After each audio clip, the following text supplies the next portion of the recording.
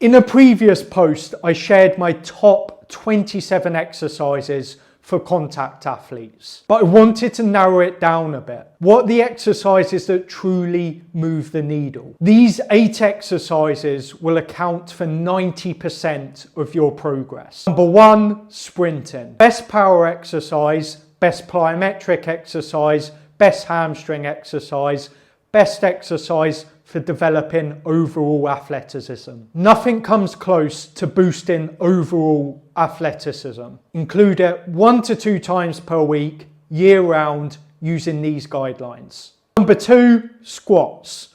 Front squats, back squats, Zercher squats. Any deep bilateral squatting. There's a trend lately claiming that squats aren't essential. And whilst I'd agree that you should focus on adaptations over exercises, most athletes can and should squat deep, no matter their femur length. Squats trump leg presses and hack squats because they develop strength and mobility in all the joints of the lower body.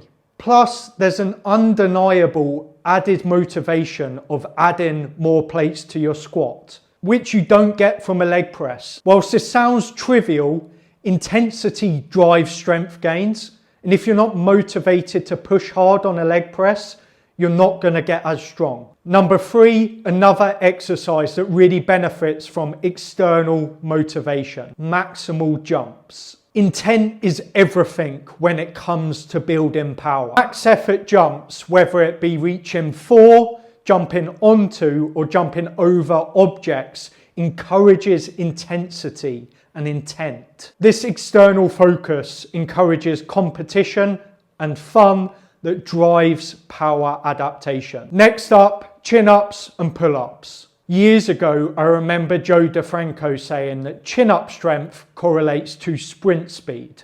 Whilst there's obviously no direct link here, it's just a correlation. Relative strength and body fat percentage are crucial elements for athletes, and getting really strong at bodyweight movements is essential. Additionally, contact athletes need to spend more time overhead to maintain shoulder mobility and health. Chin-ups and pull-ups are a relatively safe and effective way of doing that. Number 5, bounds and hops. I've talked about these extensively in my last few videos, but here's a quick recap. Number 1, they provide a massive stimulus. You can produce up to 6 times body weight forces in less than 0.12 seconds on one leg. This is going to develop incredible power and elasticity. Number 2, they somewhat mimic the coordination demands of sprinting with powerful extension of the hip, knee and ankle. Number 6, hinges. One of my favorite exercises of all time is a heavy RDL or stiff leg deadlift. They target strength and mobility in the entire posterior chain, an area where athletes are usually lacking.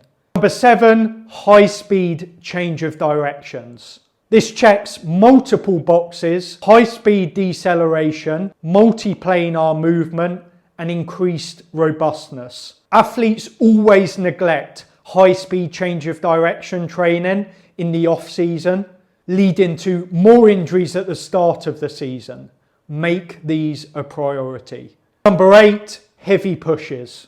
Here I'm combining both vertical and horizontal presses like bench press, push press and overhead press. Despite what functional coaches might say, these exercises remain popular for a reason. They're unmatched for developing raw upper body strength. Some honourable mentions: whilst these aren't as important as the top 8, you probably should include them in your routine. Bent leg flexion exercises like Nordics or seated hamstring curls, lateral lunges or split squats, my favourite being the Zercher lateral lunge, and horizontal rows like chest supported rows or dumbbell rows. Like, subscribe, and if you want me to make a full tier list of exercises for contact athletes, comment tier list down below.